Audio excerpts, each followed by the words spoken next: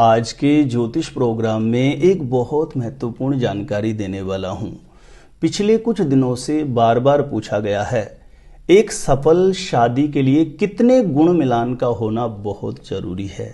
एक perfect married life के लिए कुंडली मिलान के समय कम से कम कितना गुण मिलान होना बहुत जरूरी है। प्रिय दर्शकों, गुण मिलान को लेकर के अलग अलग प्रकार की बातें हैं। कुछ लोगों का कहना है कि कम से कम 18 गुण मिलना जरूरी है। कुछ लोगों का कहना है कि 18 से कम गुण मिलान होने पर भी कुंडली में ग्रह नक्षत्र की स्थिति बहुत अच्छी हो तो विवाह करना मंगलकारी हो सकता है। ऐसे में कुछ लोगों का कहना है कि 25, 26 या 30 गुण मिलान होने पर मैरिड लाइफ बहुत अच्छी चलती है। तो इस विषय पर आज की इस वीडियो में शास्त्र सम्मत सटीक जानकारी देने वाला हूं कि एक सफल शादी के लिए गुण मिलान का अपने आप में कितना महत्व होता है और एक अच्छी मैरिड लाइफ के लिए जब भी आप अपने बेटा या बेटी की शादी के योग्य उम्र होती है और कहीं पर भी उसका रिश्ता आप देखते हैं तो सबसे पहला कार्य होता है कि आप उनकी कुंडली मिलान करते हैं। तो कुंडली मिलान करते समय प्रायः देखा गया है कि बहुतायत अधिकांशतः लोग खुद ही अपने आप से मिलान करते हैं। जैसे बहुत सी ऐसी एप्लीकेशंस हैं या गूगल के थ्रू बहुत सी ऐसी साइट है जहां पर आप खुद अपना डेट ऑफ बर्थ टाइम डालते हैं और कुंडली मिलान आप चेक कर लेते हैं और वहां पर बहुत बड़ी गलतियां आपसे हो जाती है। आपको लगता है कि 18 गुण मिलान कम से कम होना चाहिए और बहुत बार देखा गया है कि 14, 15, 16, 17 गुण मिलान आते ही आप आगे बढ़ते ही नहीं है। आपको लगता है कि ये तो मिलान एकदम खराब हो गया। और बहुत बार ऐसा लगता है कि आप 26, 27, 28 गुण मिलान देखते ही आपको लगता है कि रिश्ता बहुत अच्छा है, आगे बढ़ जाना चाहिए। तो ये बहुत गलत तरीका है। एक सफल शादी के लिए ओनली गुण मिलान ही पर्याप्त नहीं है। गुण मिलान से भी ज्यादा अन्य दूसरी ऐसी बातें हैं जिनका देखना बहुत जरूरी होता है। जब कभी भी आप अपने बेटा या बेटी की कुंडली का मिलान करते हैं तो देखिए प्रिय दर्शकों, सबसे पहला कार्य जैसे गुण मिलान का, तो गुण मिलान 18 हो, मतलब बेसिक जो मिलान है वो है, शास्त्रों में कहा गया है कि कम से कम 18 गुण मिलान आना चाहिए। लेकिन मैं आपको बता दूं, बहुत बार मैंने ऐसी कुंडलियां देखी है जिनमें गुण मिलान 15, 16, 17 है, यानी 18 से डाउन गुण मिलान है, लेकिन उनकी राशि मैत्री हो जाती है। तो ऐसी स्थिति में वह मिलान बहुत अच्छा हो जाता है। अन्य जब उनके मैरिज हाउस को कैलकुलेट किया जाता है और अन्य ग्रह नक्षत्र की स्थितियों को देखा जाता है तो कंडीशन बहुत पावरफुल होती है। ऐसे में 18 से कम गुण मिलान आ रहा हो, उस कंडीशन में भी अन्य ग्रह नक्षत्र की स्थितियां बहुत मजबूत है तो वहां पर विवाह करना मंगलकारी हो जाता है। और बहुत बार देखा गया है 18 या 18 से ज्यादा गुण मिलान आ रहा है, 26, 27 या 30 गुण मिल गए हों, लेकिन राशि मैत्री नहीं है। कुंडली में अन्य बहुतायत ऐसे दोष हैं, मैरिज हाउस बहुत बुरी तरीके से पीड़ित अवस्था में है या उनको ऐसी ग्रह दशाएं चल रही है जो हर प्रकार से अमंगलकारी है। यानी ऐसी स्थिति में 26, 27 गुण मिलान होने पर भी विवाह नहीं करना चाहिए।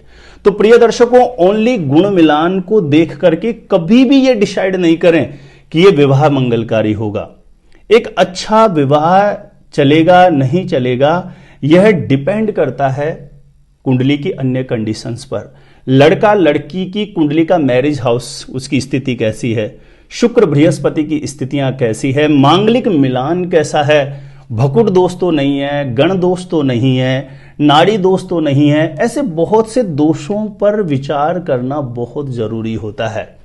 गुण मिलान की जहां तक बात है, गुण मिलान 18 से कम होने पर भी अन्य स्थितियां बहुत मजबूत हो तो विवाह किया जा सकता है। और गुण मिलान तो ज्यादा भी हो जाए, 27, 28 भी गुण मिलान आ रहा है लेकिन राशि मैत्री नहीं, अन्य ग्रह कंडीशन बिल्कुल विपरीत हो तो उस कंडीशन में विवाह करना अच्छा नहीं माना गया है। तो मैं आपको बता दूं, कभी भी ओनली गुण मिलान को लेकर के विवाह का निर्णय नहीं लेना चाहिए। एक सफल शादी के लिए गुण मिलान के अलावा भी अन्य दूसरी बातें होती है। भकुट दोष, गण दोष, नाड़ी दोष, मांगलिक दोष, मैरिज हाउस पर कोई बुरे ग्रहों का प्रभाव तो नहीं है, कैसे ग्रहों की दशाएं चल रही हैं, इन सारे बिंदुओं को कैलकुलेट करने के बाद ही निर्णय लेना चाहिए कि यहां पर लिया गया निर्णय मंगलकारी होगा। और मैं ऐसा मानता हूं कि जीवन का बहुत बड़ा डिसीजन होता है जब आप अपने बेटा या बेटी की मैरिज के लिए निर्णय लेते हैं। तो वहां पर किसी अच्छे अनुभवी, अच्छे एस्ट्रोलॉजर से प्रॉपर कुंडली डिटेल में कैलकुलेट करवा करके ही निर्णय लेना चाहिए कि आगे बढ़ना चाहिए या नहीं बढ़ना चाहिए। जो आप अपने आप से खुद से मिलान करते हैं, एक्चुअल में आप पूरी जो कंडीशंस हैं उनको कैलकुलेट नहीं कर सकते हैं। तो प्रिय दर्शकों, विशेषतः मैरिज से रिलेटेड बिल्कुल सटीक जानकारियां आप निरंतर प्राप्त करना चाहते हैं, जैसे आपकी शादी कब, कहां, कैसे होगी, कैसा जीवन साथी मिलेगा और जल्दी से जल्दी शादी का रिश्ता पक्का होने के लिए कौन कौन से चमत्कारी उपाय आप कर सकते हैं, तो ऐसी सटीक जानकारियां निरंतर प्राप्त करने के लिए हमेशा मेरे साथ जुड़े रहने के लिए सब्सक्राइब जरूर करके रखें आप ज्योतिष गुरुजी यूट्यूब चैनल को। सब्सक्राइब करना आपके लिए बिल्कुल फ्री है, लेकिन इससे आपको बहुत ज़्यादा फायदा होगा। कोई भी मेरा नया वीडियो आएगा मैरिज से रिलेटेड नई रिसर्च के साथ, तो सबसे पहले नोटिफिकेशन आपको मिलेगा। आप आसानी से मेरे वीडियो देख सकते हैं, हमेशा मेरे साथ जुड़े रह सकते हैं। तो प्रिय दर्शकों, आज के इस वीडियो में आपने समझा ओनली गुण मिलान देख करके ही रिश्ता पक्का नहीं करना चाहिए। जिन लोगों का डेट ऑफ बर्थ नहीं है, टाइम नहीं है, कुंडलियां ही नहीं है, तो वहां पर तो बात ही अलग हो जाती है। फिर तो हरी इच्छा जैसा भी है, नाम से ही अपन गुण मिलान करते हैं और आगे बढ़ जाते हैं। लेकिन जब date of birth time accurate है, कुंडलियां बनी हुई है और बिल्कुल विपरीतताएं हैं कुंडली में, गुण मिलान अच्छा है लेकिन अन्य कंडीशंस अच्छी नहीं है, तो फिर आगे नहीं बढ़ना चाहिए। किसी अनुभवी अच्छे एस्ट्रोलॉजर के माध्यम से ही कुंडली का प्रॉपर मैच करवा के फिर आपको फाइनली निर्णय लेना चाहिए कि आगे बढ़ना चाहिए या नहीं बढ़ना चाहिए। और एक विशेष बात आज की इस वीडियो में मैं आपको बता दूं, जो भी डेट ऑफ बर्थ टाइम आपको मिलता है उसके अकॉर्डिंग आप कुंडली का मिलान कर लेते हैं, लेकिन इसकी कोई गारंटी नहीं है कि आपको जो टाइम मिला है वो एक्यूरेट सही हो। तो मैं यही कहूंगा कि कुंडली मिलान होने के बाद भी बच्चा बच्ची को ना थोड़ा सा अवसर दें। तुरंत जैसे ही देखा शादी की डेट फाइनल ना करें, 5-6 महीने का गैप रखें। यदि डेट ऑफ बर्थ टाइम गलत हुआ, किसी तरीके से एनर्जी क्रैश हुई, तो 4-5 महीने में पता लग जाता है, तो दोनों पक्ष सेफ रहते हैं, सिक्योर रहते हैं। तो जल्दीबाजी में कभी भी शादी की डेट फाइनल ना करें और ओनली गुण मिलान देख करके ही मैरिज सफल शादी रहेगी नहीं रहेगी इसका निर्णय नहीं लें। ओनली गुण मिलान कभी भी तय नहीं करता है कि यह शादी सफल रहेगी या नहीं।